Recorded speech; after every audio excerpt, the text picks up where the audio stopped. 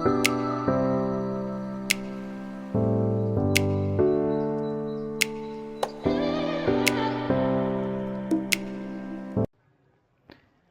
Everyone, स्वागत है आपका इस वीडियो में। आज की क्लास में हम बात करेंगे क्लास 12th के बायोलॉजी के अंतर्गत जो है हम लोग बात कर रहे थे अब जो है अध्याय 2 के अंतर्गत हम देखेंगे भाग 18। भाग 17 के अंतर्गत जो है हम लोगों ने बीज के बारे में देखा, बीज के प्रकीर्णन के बारे में देखा। अब जो है अगला टॉपिक है, नेक्स्ट टॉपिक हमारा है फल, है ना। फल का निर्माण कैसे होगा, फल यानी फ्रूट कैसे बनेंगे, फ्रूट का निर्माण कैसे होगा, इसकी संरचना हम लोग समझेंगे कि क्या क्या चीज़ें इनमें होती हैं। तो हमको पता है कि जो निषेचन की जब प्रक्रिया होती है ना, निषेचन के पश्चात जो अंडाशय है वो अब किस में बदलने लगता है, फल में परिवर्तित होने लगता है। किस में बदलेगा, फल में परिवर्तित होगा। ठीक है, निषेचन के पश्चात जो है, ध्यान से समझते चलेंगे, निषेचन के पश्चात अंडाशय फल में परिवर्तित होने लगता है, फल में परिवर्तित होने लगता है ना।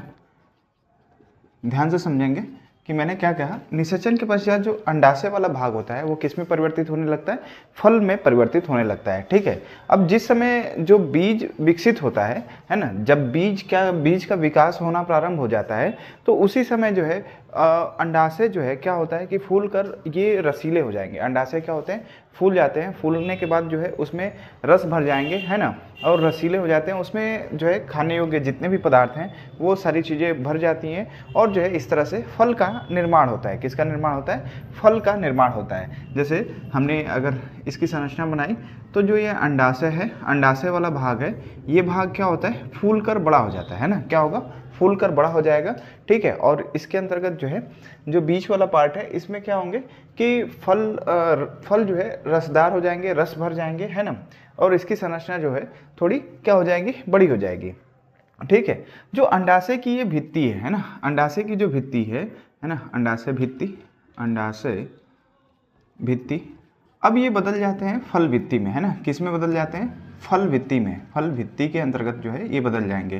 फल भित्ति को हम लोग कहते हैं क्या, तो इसको बोलते हैं पेरिकार्प। क्या कहते हैं, पेरिकार्प, है ना, पेरिकार्प। अब ये जो पेरिकार्प होता है ये 3 भागों में बटे होते हैं। कितने भागों में, 3 भागों में। एक तो जो बाहर का भाग होता है उसको बोलते हैं बाह्य फल भित्ति। क्या बोलते हैं, बाह्य फल भित्ति। ठीक है, ध्यान से समझेंगे, हमने क्या कहा, जो बाहर वाला भाग होगा इसका वो क्या होगा, बाह्य फल भित्ति, है ना। इसको एक्सोकार्प भी बोलते हैं, एक्सोकार्प। ठीक है, एक्सोकार्प। और जो बीच वाला भाग होता है उसको बोलते हैं मध्य फल भित्ति, और जो लास्ट वाला भाग होगा उसको अंतः फल भित्ति। ठीक है, मध्य फल भित्ति, ठीक है, और अंतः फल भित्ति। ध्यान से समझते चलेंगे एक एक चीज़ों को। हमने क्या कहा, इसको बोलेंगे मीजोकार्प, ठीक है, मीजोकार्प, और इसको बोलेंगे इंडोकार्प, है ना, इंडोकार्प। अगर हम किसी फल की संरचना देखें, है ना, फल की संरचना अगर आप देखें, जैसे मान लीजिए कि आम का कोई फल है ना, तो आम का जो फल है, अगर आम के फल को आप बनाएं, है ना, तो इसमें जो बीच वाला भाग है ना, बीच में क्या है, तो गुठली वाला भाग है। जो बाहर का वाला भाग होता है उसको बोलते हैं क्या, ईपीकार्प, है ना, ईपीकार्प। ठीक है, ध्यान समझेंगे, या फिर इसी को बोलते हैं क्या, एक्सोकार्प, है ना, ईपीकार्प, या फिर इसी को क्या बोलेंगे, एक्सोकार्प। ठीक है, अब ये जो इसके मध्य वाला भाग है जो हम लोग खाते हैं, जो मध्य वाला भाग होता है जिसको हम लोग खाते हैं उसको बोलते हैं क्या, मीजोकार्प। ये क्या है, मीजोकार्प है। ठीक है, मीजोकार्प। और जो इसके गुठली वाला भाग होता है ना, गुठली के ऊपर वाला जो भाग होता है, गुठली के अंदर जो होता है वो बीज होता है, बीज वाला भाग होता है ना। इसके अंदर जो गुठली है, गुठली के अंदर वाला जो भाग होता है उसमें क्या होंगे, बीज होंगे। जो इसके ऊपर वाला जो हार्ड कवर होता है उसको बोलते हैं क्या, इंडोकार्प, है ना। क्या बोलेंगे, इंडोकार्प। ठीक है, ध्यान समझ में आया कि हमने क्या बताया कि ये जब फूल अवस्था में होंगे तो फिर जब इसमें निषेचन की प्रक्रिया हो जाएगी तो जो ये अंडाशय वाला भाग है यही फूल कर क्या होते हैं, बड़े हो जाएंगे, फूल कर क्या होंगे, बड़े हो जाएंगे, और यही फल में किस में परिवर्तित होते हैं, फल में परिवर्तित हो जाते हैं। ठीक है, अब जो अंडाशय की भित्ति होती है, अंडाशय की जो भित्ति होती है वो क्या बनाते हैं, फल भित्ति यानी पेरिकार्प बनाते हैं। अब पेरिकार्प कितने तरह के, तो 3 तरह के होते हैं। पेरिकार्प कितने तरह के, 3 तरह के होते हैं। एक तो पहला क्या, बाह्य फल भित्ति, दूसरा मध्य फल भित्ति, और तीसरा अंतः फल भित्ति। अब क्वेश्चन ये पूछता है कि कौन से, मतलब कोई भी फल का नाम बताएगा, उसमें पूछेंगे कि इसके कौन से वाले भाग को खाते हैं। जैसे मान लीजिए आम का है तो आम वाले में किस कौन से वाले भाग को खाते हैं, तो मीजोकार्प वाले भाग को खाते हैं, है ना। जैसे अगर हम मान लीजिए कि एक टमाटर की संरचना बनाए, है ना, टोमेटो की संरचना बनाए, ये बाहर वाला भाग है, अगर इसको हम काट कर देखें ना, टोमेटो को क्या करें, काट कर देखा जाए, तो इसके अंदर की जो संरचना होगी कुछ ऐसे आपको देखने को मिलेगी, है ना। अंदर की जो संरचना होगी ये ऐसे देखने को मिलेगी और ये संरचना ऐसे आपको देखने को मिलेगी। अब इसमें ये जो बाहर वाला, इसके अंदर जो ये वाले भाग हैं, है ना, ये वाला पार्ट है, ये कौन सा पार्ट होगा, तो मीजोकार्प, जो हमने ब्लैक कलर से कलर कर रहे हैं, ये कौन सा पार्ट होगा इसका, तो मीजोकार्प होंगे। और ये लास्ट वाला जो अंदर वाला इसका पार्ट होगा वो क्या होगा, तो इसके अंदर जो है सीड्स लगे होते हैं, इसके अंदर क्या लगे होते हैं, तो सीड्स ऐसे आप देखेंगे तो इसकी संरचना अगर आप देखें तो इसके अंदर क्या लगे रहेंगे, सीड्स लगे रहते हैं, ठीक है, बीज, है ना। अगर टमाटो को आप जो है बिल्कुल काट कर देखें तो बिल्कुल ऐसी संरचना आपको दिखाई देगी, है ना। इसमें क्या लगे होंगे, बीज लगे होंगे, ठीक है, ठीक है। तो ये जो संरचना होती है जो बाहर की तरफ की भाग होती है उसको बोलते हैं एक्सोकार्प, बीच वाले भाग को बोलेंगे मीजोकार्प, है ना। क्या होगा, एक्सोकार्प, बीच वाले भाग को क्या बोलेंगे, मीजोकार्प, ठीक है, मध्य फल भित्ति। और जो ये अंदर वाला जो भाग होगा उसको क्या बोलते हैं, इंडोकार्प, है ना। क्या बोलते हैं, इंडोकार्प, ठीक है। और ये सब मिला के क्या बोलेंगे इसको, पेरिकार्प, है ना, पेरिकार्प की संरचना। अब इसमें ये जो लगे हुए हैं वो क्या है, सब सीड्स हैं, क्या है, सीड्स हैं, ठीक है। और इसके ये अंदर वाला जो भाग होता है इसको हम लोग बोलते हैं क्या, तो ये है प्लेसेंटा वाला भाग, है ना। क्या है, प्लेसेंटा वाला भाग है, ठीक है, प्लेसेंटा वाला भाग है, ठीक है। अब ये हमने दो चीज़ें समझी, एक तो जो है स्ट्रक्चर ऑफ मैंगो, है ना, मैंगो का हमने संरचना देखा और किसका देखा, टोमेटो का। तो इस तरह से जो है हम बाहर की जो अंडाशय की फल भित्ति है और ये बाकी चीज़ों की फल भित्ति, मतलब कितने प्रकार की होती है, ये सारी चीज़ों को हमने डिटेल से देखा। तो अब जो है हेडिंग देंगे फल, है ना, फल, और इसके बारे में आप लिखेंगे निषेचन के पश्चात, लिखेंगे निषेचन के पश्चात अंडाशय, निषेचन के पश्चात अंडाशय फल में परिवर्तित होने लगता है, फल में परिवर्तित होने लगता है। आगे लिखेंगे जिस समय बीज विकसित हो रहा होता है, जिस समय बीज विकसित हो रहा होता है, लिखिएगा आगे, जिस समय बीज विकसित हो रहा होता है उसी समय अंडाशय फूल कर रसीले हो जाते हैं, उसी समय अंडाशय फूल कर रसीले हो जाते हैं, ठीक है। आगे लिखेंगे और फल का निर्माण करते हैं, और फल का निर्माण करते हैं। नेक्स्ट पॉइंट से लिखेंगे, नेक्स्ट पॉइंट से लिखेंगे अंडाशय की भित्ति फल भित्ति में परिवर्तित हो जाती है ना, फल भित्ति में परिवर्तित हो जाती है। फल भित्ति को 3 भागों में बांटा जा सकता है, फल भित्ति को 3 भागों में बांटा जा सकता है। पहला लिखेंगे बाह्य फल भित्ति, एक्सोकार्प, या इसी को बोलते हैं क्या, एपिकार्प, है ना, बाह्य फल भित्ति, एक्सोकार्प, एपिकार्प। दूसरा लिखेंगे मध्य फल भित्ति, है ना, मध्य फल भित्ति, मेसोकार्प। तीसरा लिखेंगे अंतः फल भित्ति, इसको बोलते हैं इंडोकार्प, है ना, क्या बोलते हैं, इंडोकार्प, ठीक है, इसको सही कर लेंगे, इंडोकार्प, ठीक है। ये संरचना रही जो है फल की। अब जो है इसमें एक चीज़ समझेंगे यहाँ पर, है ना, कि सत्य फल क्या होते हैं और असत्य फल क्या होते हैं, ठीक है। तो ये संरचना जो है डायग्राम बना लेंगे और बाकी चीज़ों को नोट डाउन कर लेंगे, ठीक है। अब समझेंगे सत्य फल क्या होते हैं और असत्य फल क्या होते हैं। ध्यान से समझिएगा बिल्कुल, सत्य फल और असत्य फल ध्यान से समझेंगे। सत्य फल, ट्रू फ्रूट्स। अब ये क्या है, ट्रू फ्रूट्स क्या होते हैं, तो आप जो है क्लास 11th में इन सभी चीज़ों के बारे में डिटेल पढ़े होंगे। तो सत्य फल क्या होता है कि जब वे फल, है ना, ध्यान से समझेंगे, वे फल जिनका निर्माण, ध्यान से समझिएगा बिल्कुल, हम क्या कह रहे हैं कि वे फल जिनका निर्माण जो है अंडाशय से होता है, किससे होता है, अंडाशय से, है ना। अभी जो हमने देखा है किससे होता है, अंडाशय से होता है, उसे क्या कहेंगे, सत्य फल कहेंगे, उसे क्या कहेंगे, सत्य फल, है ना, सत्य फल कहलाता है, सत्य फल कहलाता है, ठीक है। जिसका निर्माण किससे हो, अंडाशय से हो, उसको क्या बोलेंगे, सत्य फल कहते हैं। जैसे जितने भी फल आप देख रहे हैं, जिसमें जैसे अमरूद, है ना, जैसे अमरूद, है ना, अमरूद देखेंगे तो ये क्या होगा, इसका निर्माण किससे होता है, तो अंडाशय से होता है। आम अगर आप देख रहे हैं, आम में तो ये भी किससे होगा, तो इसका भी निर्माण किससे हो रहा है, अंडाशय से। ठीक है, एक और संरचना हम लोगों को पता है, सत्य फल और दूसरा क्या, असत्य फल। असत्य फल क्या होते हैं, ध्यान से समझेंगे। असत्य फल है ना, इसको बोलते हैं फॉल्स फ्रूट, है ना, क्या बोलेंगे, फॉल्स फ्रूट। ये क्या होता है, फॉल्स फ्रूट क्या होते हैं, ध्यान से समझेंगे। असत्य फल क्या होंगे, कि वे फल, है ना, ध्यान से समझेंगे, वे फल जिनका निर्माण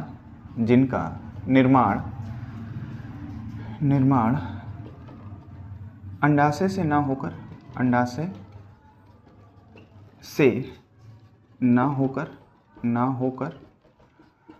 अगर किससे हो, अंडाशय से ना होकर पुष्पासन से हो। किससे हो, पुष्पासन से, है ना, ध्यान से समझेंगे।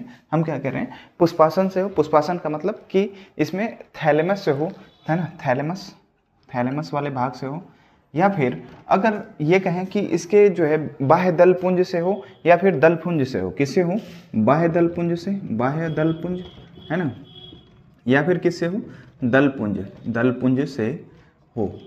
तो ऐसे संरचना को क्या बोलते हैं, असत्य फल। ऐसे क्या बोलते हैं, असत्य फल। ठीक है, जैसे ध्यान समझेंगे, किससे, बाह्य दल पुंज या फिर दल पुंज से हो, उसे क्या कहते हैं, असत्य फल कहते हैं। ठीक है, इतनी संरचना आप लोगों ने लिखी। जैसे अगर आप देखें इसके उदाहरण क्या क्या हो सकते हैं, तो इसमें आप देखेंगे स्ट्रॉबेरी है, नाशपाती है ना, स्ट्रॉबेरी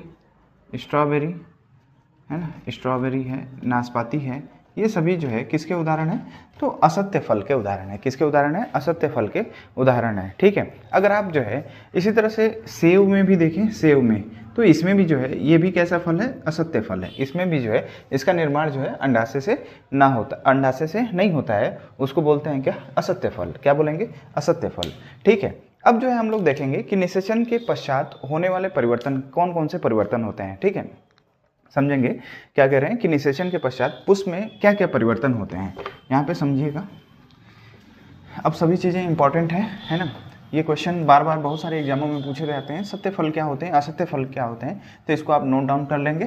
ठीक है, चलिए अब जो है हम लोग समझेंगे कि निषेचन के पश्चात होने वाले परिवर्तन। ठीक है, निषेचन के पश्चात पुष्प में होने वाले परिवर्तन। निषेचन के पश्चात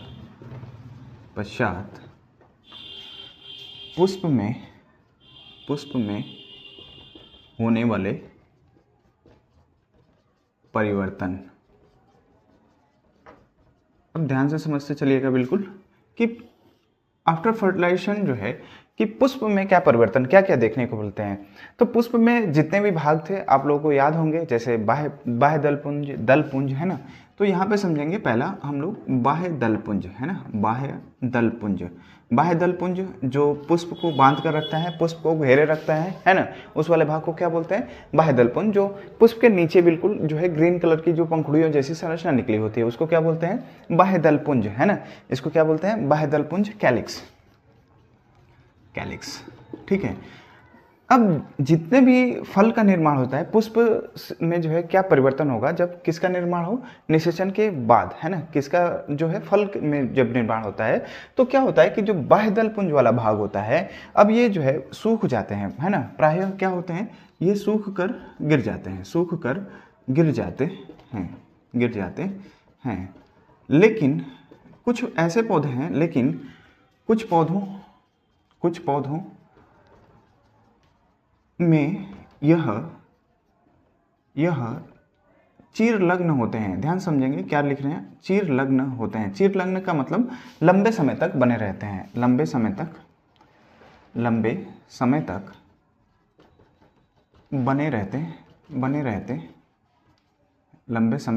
बने रहते हैं।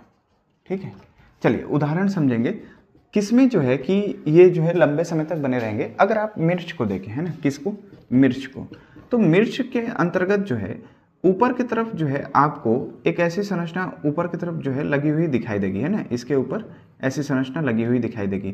तो ये जो संरचना बनी हुई है वो किसका पार्ट है, तो बाह्य दल पुंज का पार्ट है ना।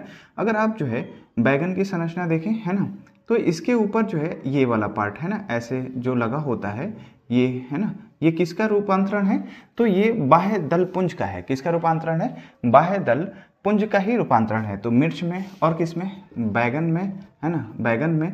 अगर आप टमाटर को देखें, है ना, टमाटर वाले भाग को देखें तो इसके ऊपर भी जो है कि ऐसे पंखुड़ियाँ लगी होती हैं जो, वो क्या है, तो ये भी जो है बाह्य दल पुंज वाला भाग है ना। तो किस में, टमाटर में, है ना, आदि ऐसी जो संरचना है देखने को मिलती हैं। तो इसको बोलते हैं क्या, ये किसका रूपांतरण है, बाह्य दल पुंज का। बाकी जो और भी प्लांट्स होते हैं उनमें क्या होते हैं कि ये सूख कर क्या होते हैं, गिर जाते हैं। लेकिन कुछ ऐसे पौधे होते हैं जिसमें जो फल होते हैं इसमें जो है लगे होते हैं लंबे समय तक। ठीक है, ये सारी चीज़ें समझ में आ गई होंगी। तो आप जो है आगे देखेंगे, आगे समझेंगे। ठीक है, जो बाह्य दल पुंज क्या होता है, ध्यान से समझिएगा। दल पुंज है ना, कोरोला।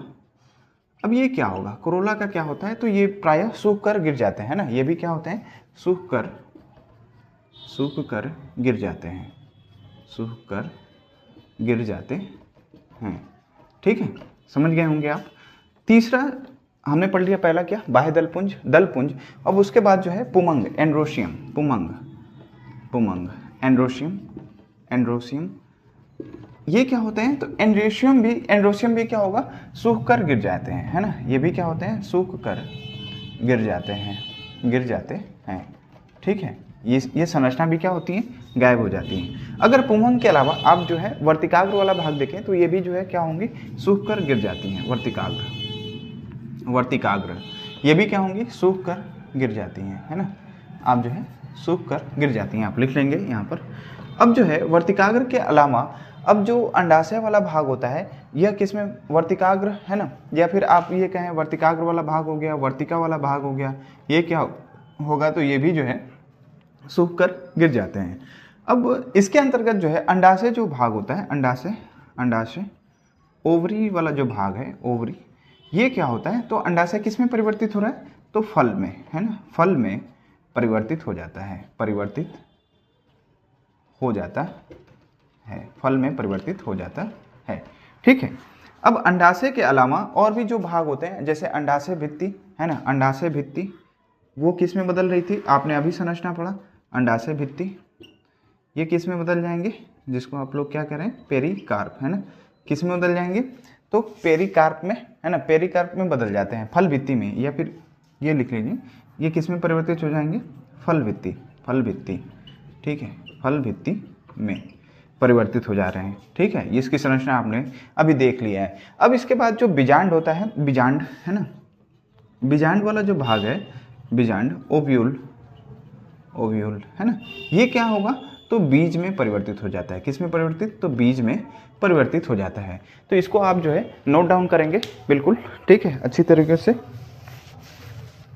ठीक है, हमने क्या बताया कि जो बाह्य दल पुंज है वो क्या होंगे, सूख कर गिर जाते हैं। क्या होते हैं, सूख कर गिर जाते हैं। लेकिन कुछ पौधों में चीर लग्न होते हैं जो लंबे समय तक बने रहते हैं, जैसे आपने उदाहरण देखा मिर्च में, है ना, बैगन में, टमाटर में, इन सभी में लंबे समय तक क्या होते हैं, बने रहते हैं। जैसे दल पुंज में ये भी क्या होता है, दल पुंज वाला भाग भी सूख कर गिर जाते हैं। पुमंग भी और वर्तिकाग्र भी और वर्तिका, ये सभी जो है क्या होते हैं, ये सब सूख कर गिर जाते हैं। जो अंडाशय वाला भाग होता है ये फल में परिवर्तित हो जाता है। अंडाशय भित्ति जो है फल भित्ति में, पेरिकार्प में बदल जाएंगे। और जो है बीजांड जो है, ओव्यूल जो है, किस में परिवर्तित हो जाते हैं, तो बीज में परिवर्तित हो जाते हैं।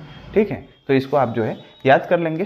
ठीक, अब आगे जो है हम लोग पढ़ेंगे इसमें कि निषेचन के पश्चात जो पुष्प में परिवर्तन हुआ, है ना, पुष्प में परिवर्तन के बाद जो है अब निषेचन के पश्चात बीजांड में कैसा परिवर्तन देखने को मिलता है। ठीक है, तो आप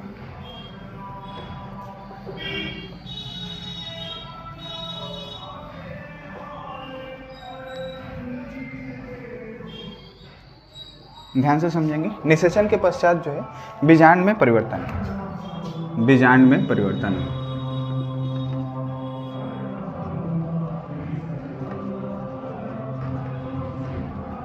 बीजांड में परिवर्तन।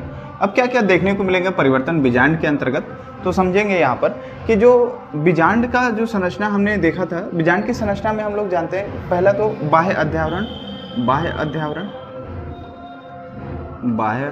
अध्यावरण, आउटर इंटेगुमेंट,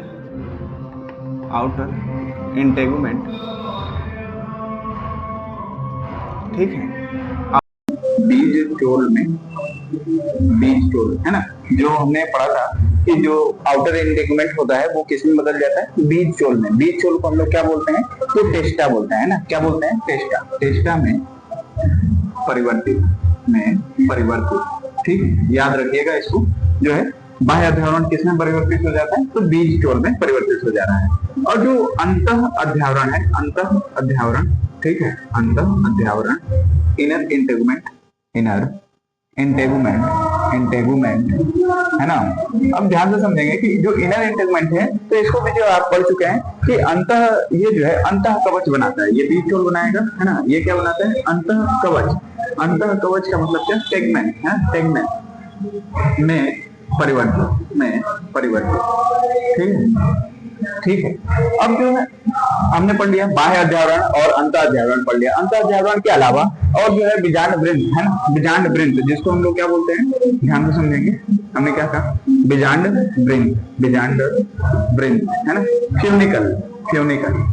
अब ये जो फ्यूनिकल होता है वो किसमें परिवर्तित होता है, तो ये जो फ्यूनिकल वाली जो संरचना होती है ये बदल जाता है स्टार्क में, है ना, वृंत वाले संरचना में, है ना, इसमें बदल जाते हैं वृंत, है ना, वृंत यानी स्टार्क में परिवर्तित हो जाता है, ठीक है, स्टार्क में परिवर्तित। अब इसके बाद जो है हमने पढ़ लिया बाह्य अध्यावरण, अंतः अध्यावरण और बीजांड वृंत, फ्यूनिकल की संरचना। इसके बाद जो बीजांड में संरचना होती है उसको बोलते हैं बीजांड द्वार, माइक्रोपाइल, बीजांड द्वार, ठीक है, बीजांड द्वार, माइक्रोपाइल किसमें बदल जाते हैं, ये माइक्रोपाइल का क्या होगा कि जो ये नीचे वाला जो भाग होता है माइक्रोपाइल की संरचना, ये बीजांड द्वार के रूप में ही रहता है, ये वैसे ही रह सकते हैं, है ना, बीजांड द्वार के रूप में ही रह जाते हैं, बीजांड द्वार के रूप में ही रहता है ना, ये इसी रूप में रहते हैं, ठीक है। अब जो है जो बीजांड में एक और संरचना होती है, बीजांड की जो नाभिका होती है जिसको हाइलम बोलते हैं, नाभिका, है ना, नाभिका जो हाइलम होती है ये इसी संरचना में ही रहती है। हाइलम भी किस में रहता है, तो इसी संरचना में होता है, मतलब वृंतक में ही रहता है, वृंतक, है ना, वृंतक में ही, ठीक है, नाभिका जिसको बोलते हैं वृंतक, या हाइलम में ही ये रहता है, ये उसमें परिवर्तित नहीं होता है। तो हमने देखा निषेचन के पश्चात बीजांड में क्या क्या चीजें परिवर्तित होती हैं, तो हमने आउटर इंटेगुमेंट को देखा, ये बीज चोल यानी टेस्टा में परिवर्तित हो जाती है, और जो अंतः अध्यावरण है, इनर इंटेगुमेंट है, वो टेगमेंट में परिवर्तित हो जाती है। जो बीजांड वृंत है, फ्यूनिकल है, वो इसमें स्टार्क में परिवर्तित हो जाती है, और जो बीजांड द्वार है, माइक्रोपाइल है, वो बीजांड द्वार के रूप में ही क्या होता है कि रहता है। और जो ये क्या होता है, बीजांड, एक और चीज बची हुई है, बीजांड काय, है ना, बीजांड काय, न्यूसेलस, बीजांड काय, न्यूसेलस वाली संरचना। अब ये न्यूसेलस की संरचना क्या होती है, न्यूसेलस, है ना, न्यूसेलस जो होता है ये नष्ट हो जाता है और जो है पेरिस्पर्म में बदल जाता है, या तो ये नष्ट हो जाएंगे, क्या होंगे, नष्ट हो जाता है, क्या होता है, नष्ट हो जाता है, या पेरिस्पर्म में बदल जाते हैं। पेरिस्पर्म में आप लोग जो है ये भी संरचना पढ़ चुके हैं, पेरिस्पर्म में बदल जाता है, ठीक है। आपने समझा कि जो बीजांड द्वार है वो किसमें, बीजांड द्वार में ही रहेगा, और जो नाभिका है वो किसमें बदल जाएगा, तो वृंतक में बदल जाते हैं, और जो बीजांड का है, न्यूसेलस है, वो या तो नष्ट हो जाएंगे या तो किसमें बदल जाएंगे, पेरिकार्प में बदल जाते हैं। तो ये रही संरचना जो है बीजांड में कैसे परिवर्तन होता है। अब हम लोग समझेंगे निषेचन के पश्चात जो है भ्रूणकोश में कैसे परिवर्तन होता है, किसमें, तो भ्रूणकोश में, ये आप नोट डाउन कर लेंगे, ठीक है। अब देखेंगे हम लोग कि भ्रूणकोश में परिवर्तन, ठीक, निषेचन के पश्चात भ्रूणकोश में परिवर्तन, भ्रूणकोश में परिवर्तन, ठीक है।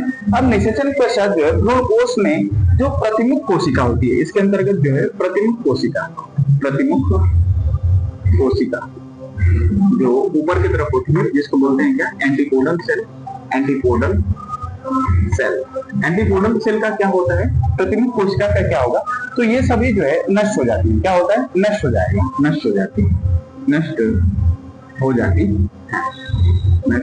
है। ठीक इसी तरह से प्रतिमुख कोशिका के अलावा और भी जो है, जैसे सहायक कोशिका, सिनर्जिक सेल, सहायक कोशिका, सिनर्जिक्स, ठीक है। अब ये जो सिनर्जिक्स होती है ये भी नष्ट हो जाती है, क्या होगी, नष्ट हो जाती है, ठीक है, आप एक एक संरचनाओं को याद कर लेंगे कि कैसे परिवर्तन होता है। तो एग्जाम में भी क्वेश्चन आते हैं, इससे बहुत सारे क्वेश्चन आते हैं कि कैसे जो है कि किसका किसका परिवर्तन किस में होता है। ठीक, अब जो है जो अंड कोशिका होती है, एक सेल, अंड कोशिका, अंड कोशिका, एग सेल, एग सेल हमको पता है कि जब नर युग्मक और मादा युग्मक दोनों मिलेंगे यानी निषेचन की प्रक्रिया होती है, तो ये क्या बनाते हैं, द्विगुणित युग्मनज बनाते हैं। क्या बनाएंगे, तो द्विगुणित युग्मनज में परिवर्तित हो जाते हैं। द्विगुणित, द्विगुणित युग्मनज, युग्मनज में परिवर्तित, में परिवर्तित। ठीक है, ये किस में परिवर्तित हो जाते हैं, तो द्विगुणित युग्मनज में परिवर्तित हो जाते हैं।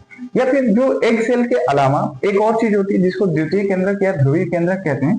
द्वितीय केंद्रक, द्वितीय केंद्रक या ध्रुवीय केंद्रक, ध्रुवीय केंद्रक है ना, केंद्रक, जिसको पोलर न्यूक्लियाई कहते हैं। क्या कहते हैं, पोलर न्यूक्लियाई कहेंगे। या फिर जो है ये किस में बदल जाएंगे, तो तृतीय युग्मक, ये कितने बनते हैं, तो ये तो दो ध्रुवीय केंद्र की है, 2n रहता ही है पहले, फिर जो है मेल गेमेट से मिल जाएंगे तो त्रियुग्मक बनाते हैं, त्रिगुणित संरचना बनाते हैं, जिसको त्रिगुणित प्राथमिक भ्रूणपोष कहते हैं। क्या कहते हैं, त्रिगुणित, त्रिगुणित, त्रिगुणित प्राथमिक, प्राथमिक भ्रूणपोष है ना, प्राथमिक भ्रूणपोष है ना, याद रखिएगा ये किस में बदल जाएगा, प्राथमिक भ्रूणपोष केंद्रक में बदल जाते हैं ना, त्रिगुणित प्राथमिक भ्रूणपोष केंद्रक भी लिख लीजिए, केंद्रक है ना, इसमें ये परिवर्तित हो जाते हैं। तो हमने देखा कि निषेचन के पश्चात जो है भ्रूणपोष किसमें परिवर्तित होता है, तो प्रतिमेय कोशिका यानी एंटीपोडल सेल में परिवर्तन, मतलब ये किसमें परिवर्तित होते हैं, तो नष्ट हो जाते हैं। ये क्या होते हैं, नष्ट हो जाते हैं। सहायक कोशिका सिनर्जिस्ट भी क्या होते हैं,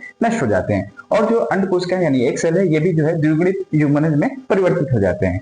और जो द्वितीय केंद्रक या जो ध्रुवीय केंद्रक होता है, वो त्रिगुणित प्राथमिक भ्रूणपोष केंद्रक बनाता है। ठीक है, इतनी संरचना जो है आप याद कर लेंगे।